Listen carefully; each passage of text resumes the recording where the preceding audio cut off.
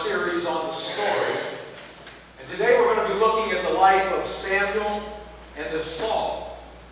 But by the way, everybody liking this series so far? Yeah. Like the way we're doing it? I think it's a fantastic series. You know, you think about it, what a great systematic way to study the Bible all the way through. And you know, even if some of the stories you've seen over and over again, you know, if you've studied the Bible over the years, every once in a while you come across that little piece that's something new to you. And when I was studying for this lesson, I come across one of those things.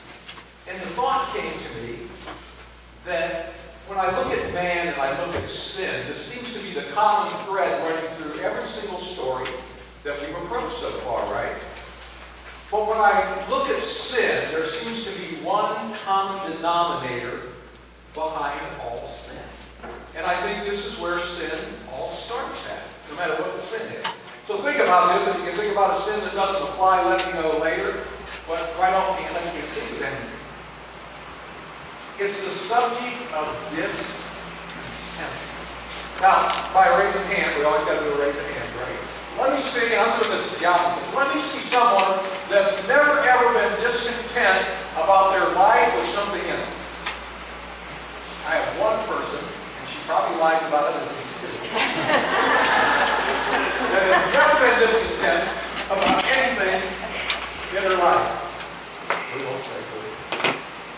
Okay. The fact is that, you know, discontentment, when you think about relationships, you think about anything in life, broken families, broken homes, broken marriages, somewhere along the line, someone became discontent. And usually with any sin that we commit, there's a discontentment about something before we actually commit that sin. Now think about it. Let's take Satan, for instance. Before the foundation of the world, in eternity, when Satan was created, the very first sin that was ever committed was what? Discontentment. You see, Satan, he had heaven handed to him on a silver platter. Not like us, where we got to struggle and go through all kinds of things, trials and turmoils in this life before we receive heaven at the end.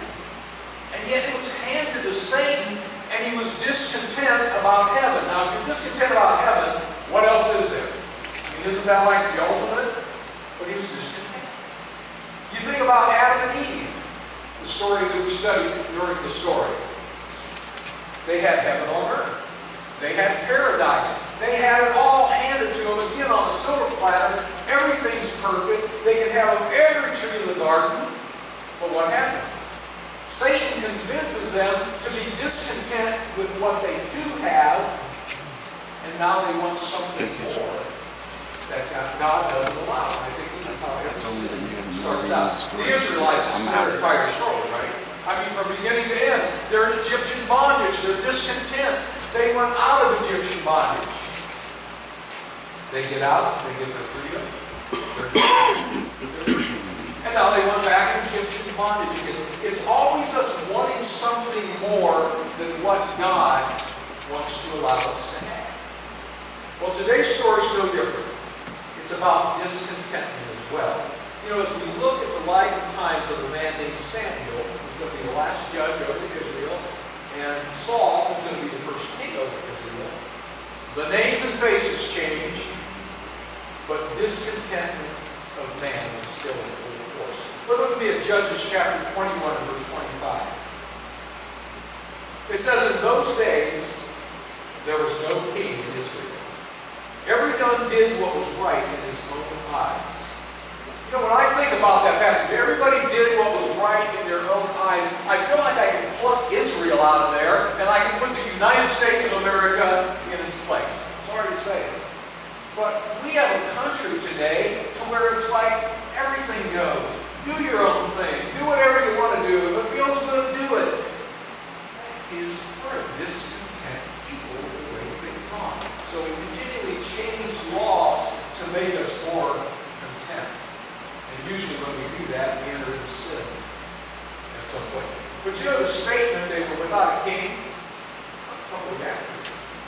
Because if you think about it, they did have a king. And just like Satan had heaven, and Adam and Eve had paradise, they had the greatest king that ever existed, and that was Jehovah God. And yet, they're discontent. they want a human in place. So as they look at the nations around them, Israel begins to say, you know what? We need something more. We need a king. We need to be like everybody else out there and all the nations that are around us. And sometimes I'm afraid we as Christians, we kind of look at the world and we go, hey, pretty good stuff going on out there.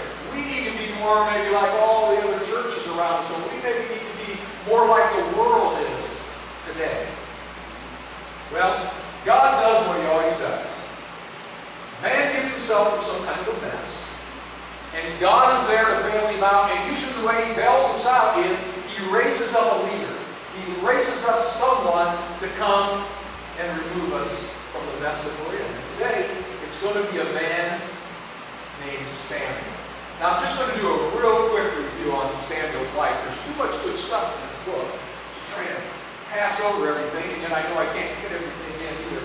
But it's interesting, when we look at the life of Samuel, his father's name is Elkanah. Now, right away, here's what we read about Elkanah immediately. There was a man named Elkanah, and he had 2 wives. I wonder why he had 2 wives.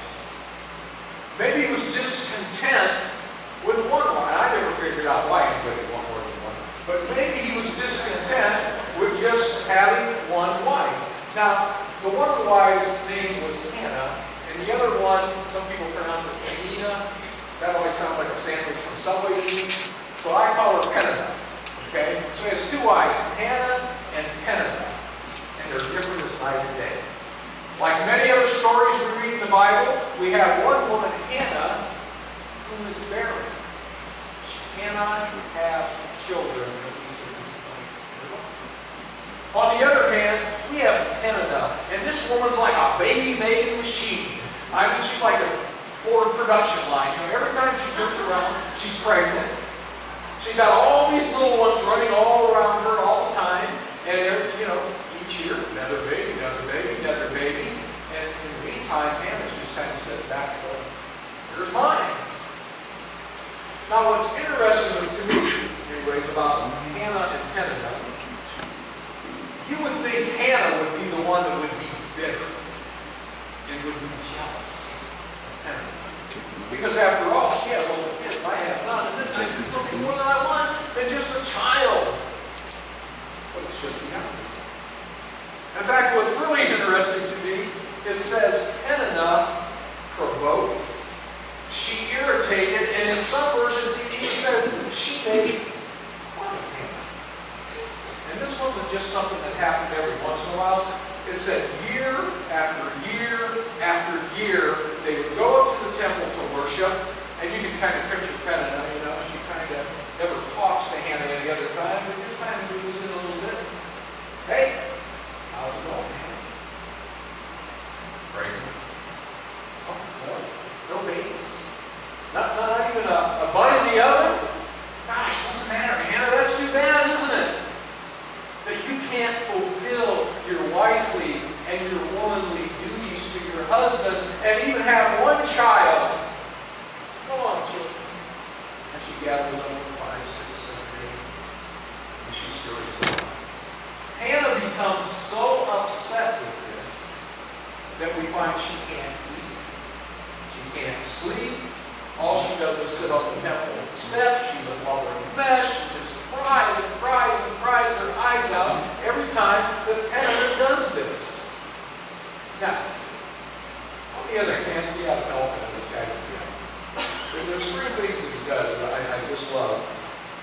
Number 1, guys, if you're ever going to bring home a second wife, here's the words that you use, because these were Elkanah's words. I'm paraphrasing. Honey, it might not be my only, but you're my favorite. And basically that's what we read about when we read in the book of Samuel, that he says Hannah is his favorite. So even though Penina's over here, you know, putting out all these babies, still something about Hannah. You know, she's the first, she's a little bit older, maybe a little more sensitive. And this is his favorite wife. So, this second thing he does is this. We find Hannah. She's so upset. And in fact, Eli thinks she's drunk because she's on the steps of the temple and she looks like she's talking to herself and she's actually praying, but she's crying and she's so upset. And then Elkanah comes back up to her. Now remember, she can't eat anything, right? Well, after they do the sacrifices, then the meat is divvied up among all the women and the children and everyone. And it says he comes up to Hannah and he gives her a double portion. So not only can she not eat, but he's going to give her a double portion of the food, and it's like, okay, I'm the older wife. You want me to be the chubby wife, too, right? It's a double portion of meat. And then she's like, well, you know, I know I'm not pregnant, but you want me to look like I am? So he keeps doing these things. But there's another one funny find here that he does. It's really good.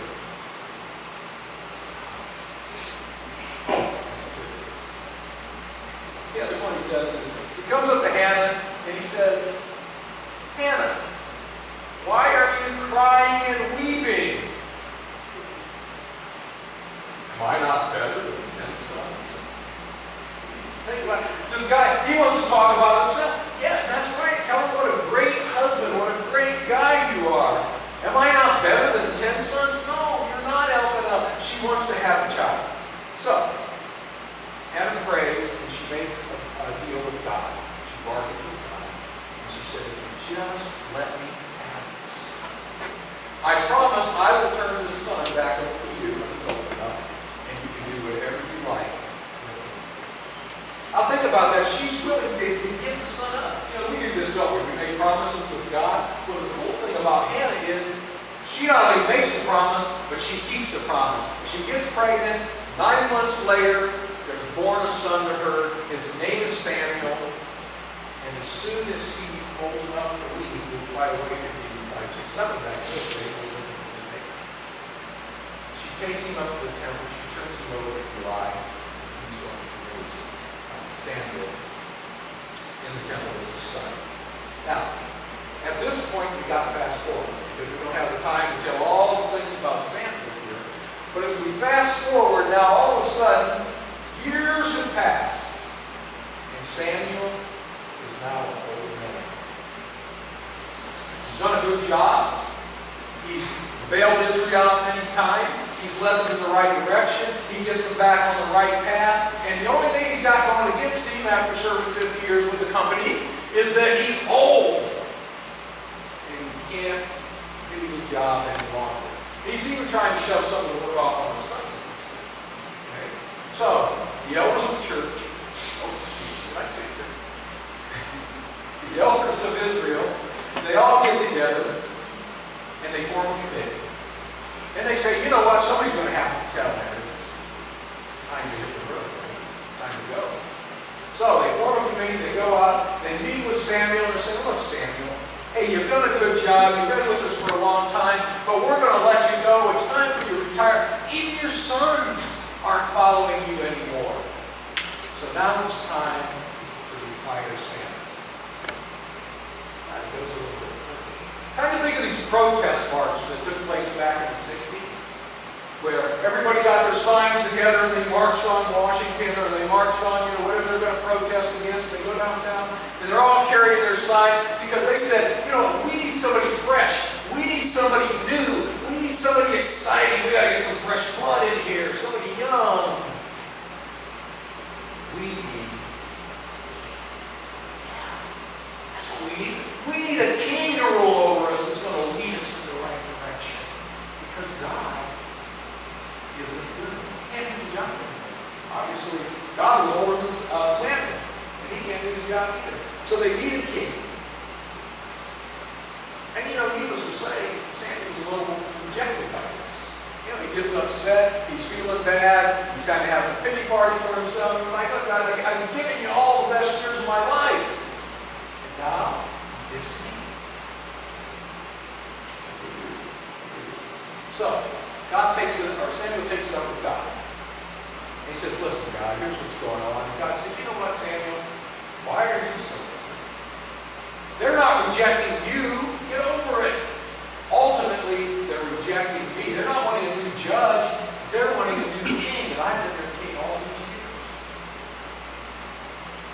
there's something that scares me about these 5 words that God says to sing.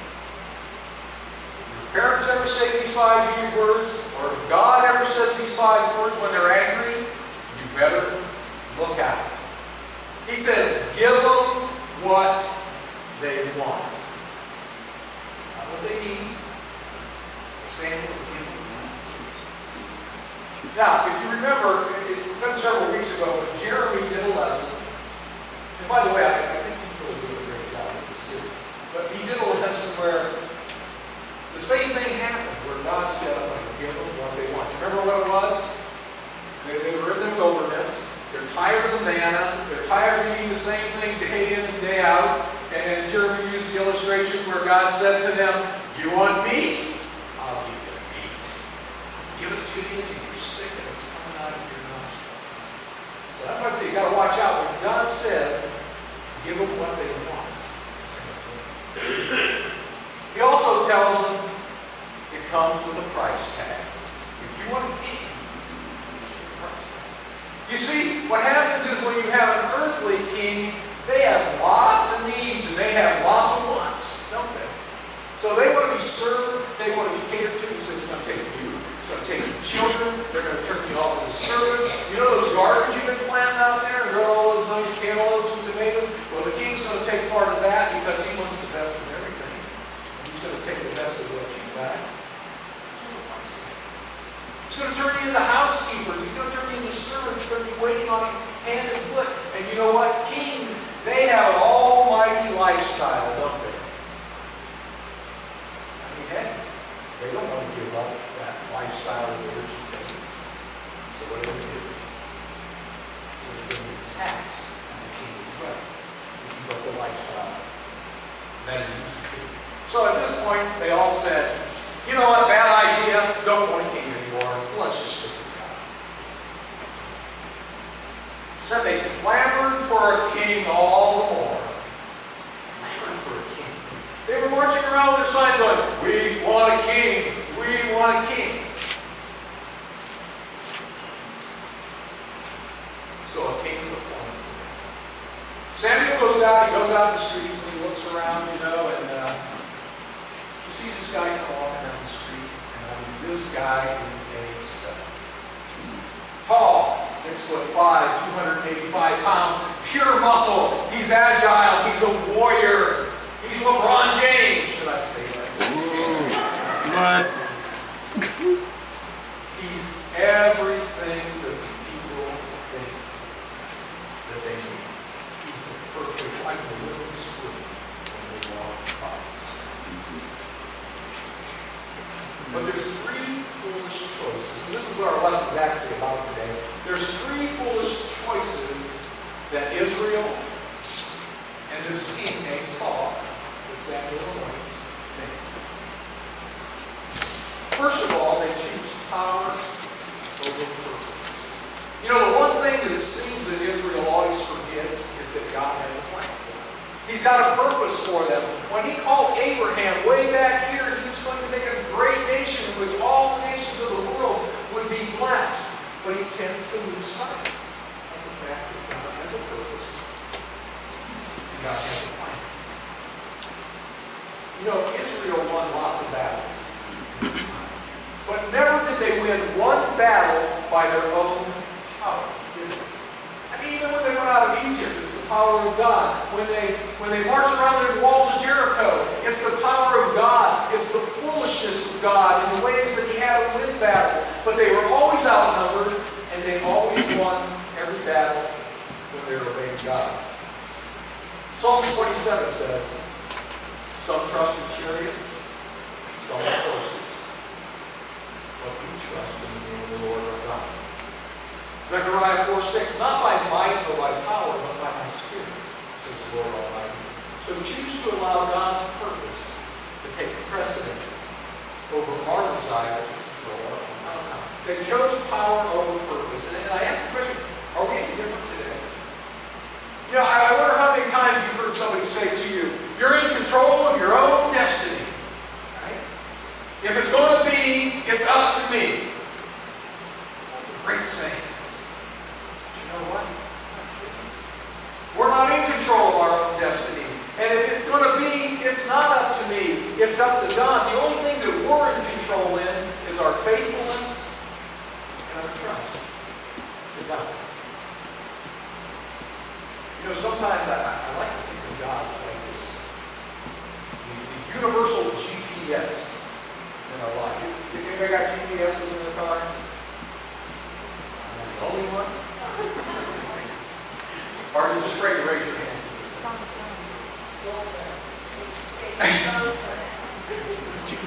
Well, same thing. You got some phones that you can use now, that's right. But you know, GPSs are kind of a neat thing. Now, I have this really cool GPS in my car. It's a TomTom. She never takes. When I turn it on, I got this sweet little gal. She's got a almost like a British type accent, you know. And turn right ahead, you know, that type of thing. I don't know her name. They all have names, so I don't know what her name is. But I had this GPS, and when I set it for something, and I said, you know, I need to get from point A to point B, she finds the best route, the fastest route. She'll even tell me how to avoid toll roads if I don't want to pay for toll roads. She can even tell me, you know, about maybe constructions and things like that, depending on what model that you have. She can get you to point A to point B faster than anybody else. Well, that's kind of like that. You know, God has a plan, not as us as a church, but also as individuals. He has a plan for us. Did you know God has a point A and point B that He's trying to get you to? And that He's trying to get me to? Now here's the interesting thing about GPSs. I'll get in the car and I'll start driving, and I'm driving along, and she's telling me where to turn right, where to turn left, and do all this kind of stuff. And I reach a point to where all of a sudden I see something down this side. That looks interesting. Never been down that road before. Maybe I'll turn and I'll go down that way. I love my GPS. She panics. When I turn, right away, immediately she's like, turn around whenever possible. Turn around whenever possible. What she's trying to say is, Ken, you're going in the wrong direction. Turn around and go the other. Now, sometimes I do. Sometimes I don't. One time I was coming home from Twinsburg.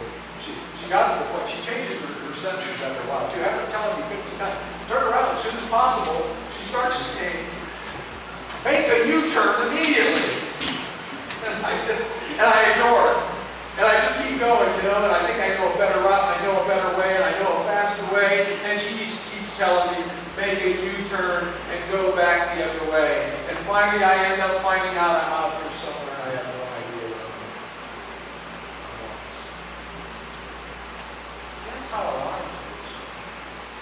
We see that road down here that we think we need to go down, and we end up lost elsewhere. Here's the other great thing about GPS is about that. What does the GPS do when I get too far off track? She starts recalculating. And the reason why she's recalculating is because she's looking where I'm at that moment, and she's saying, you know what? You're going to have to go down here. And you're going to have to go through this valley. And you're going to have to go over this mountain to get back where you're supposed to be. Isn't it interesting how often Ken Stefanko blames God for where he's at this moment? Maybe I'm down in this valley because I varied from point A to point B. Maybe I'm up here on this mountain where I'm not supposed to be because I didn't listen to the instructions that I needed to follow. Well, this is what happens to Israel. They choose power over purpose. They think their own way, their own power, their own strength, their own destiny can be created by a king and by themselves.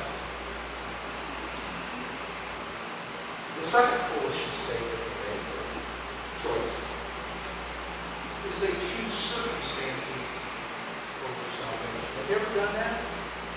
Look at 1 Samuel 12:12.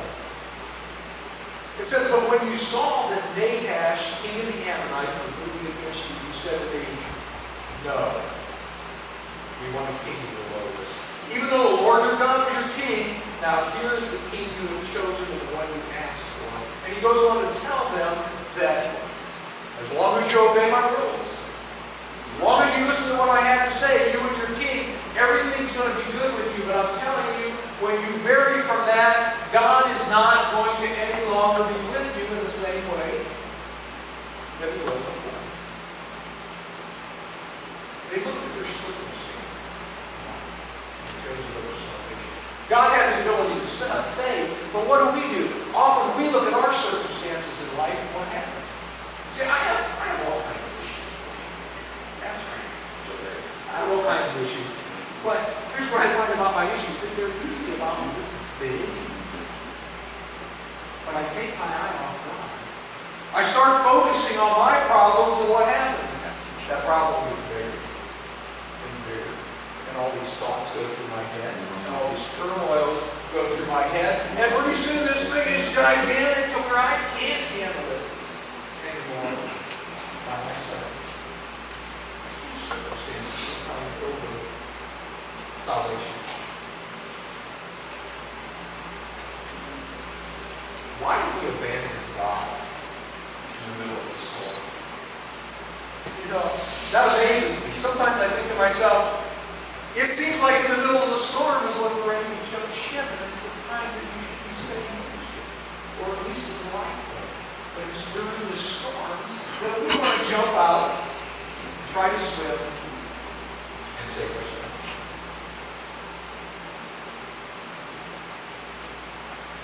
The third choice they make is foolish. Is options over obedience. This is one that Saul did. Remember, God tells Saul, I want you to go in and I want you to destroy the Amalekites. I think this is in 1 Samuel 15. He says, now go up and strike Amalek and utterly destroy all he has. Don't spare him, but put to death both man, woman, child, and infant. Sounds pretty harsh, doesn't it? And ox, and camel, and donkey. In other words, totally annihilate these people. Leave not anything left, not one living, breathing thing should be left. Well, Saul goes in. He does battle against Amalek and they gang. He does battle against them, and he totally annihilates them. The victory's in his hand. I mean, this guy is one proud dude. He comes home, he's walking down the street, and he runs in the sand. What happens?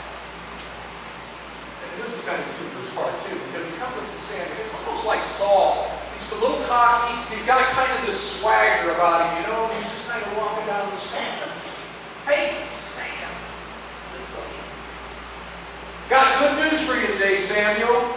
You are going to be blessed by God because of me. You see, I did all that the Lord did. I went in and I slew these people, him and five. They're done. They're over with. And Samuel goes, really? What's that sound, Saul? I hear sheep bleating in the background. Where did that come from? I hear cows mooing over here. Where did that come from, Saul? Now, Saul does a couple different things here. He goes into denial. He lies. He tries to blame it on somebody else. And he said, oh, you know, that wasn't me. That wasn't me, Sam. That was the people. That was the soldiers that did. You know, they all want to just bring kind of a souvenir home, right?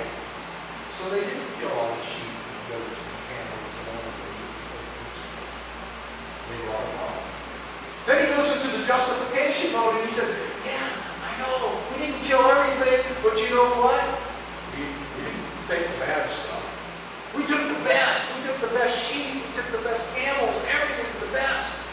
And besides not only that, but we're going to sacrifice them to God. That's why we did it. And God, he desires the best, right? So we're going to sacrifice them to him. He says, you didn't obey the Lord. He even goes to the denial to the point where he said, I did obey the commandments of the Lord, and I did what he asked me to do. And he did it. He denies, and he lies, and he rationalizes. And And ultimately, God says this: I regret the fact that I never made Saul. You didn't listen to my words, and in the end, you reject Saul. He's the king of Israel. And he even tries to bargain with Samuel. Take me up, speak to the people for me. Tell them I'm okay. And God rejects him.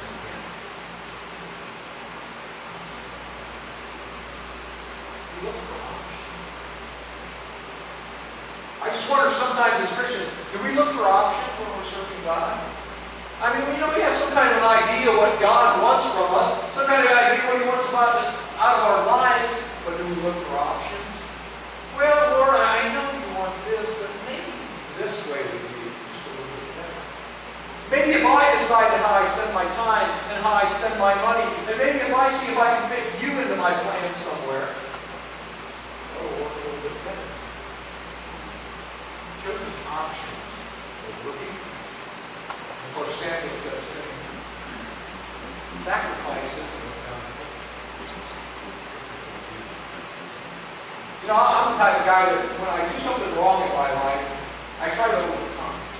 I try to do all kinds of things to make up for it.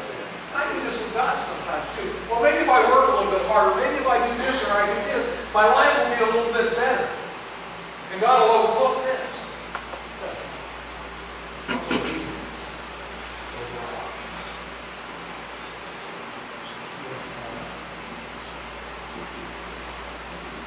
If you look at the lesson today, there's so many things we can learn from Saul and Samuel. I really like this lesson. I was glad to be able to teach it today. But today, if you're not a Christian, I want you to think about discontentment. Discontentment's not always a bad thing. Sometimes it can be a good thing. And I hope today, as we're sitting here, that perhaps you're discontent about your life. Perhaps you're discontent about living in sin and living the kind of life that's not pleasing to God, and that you can make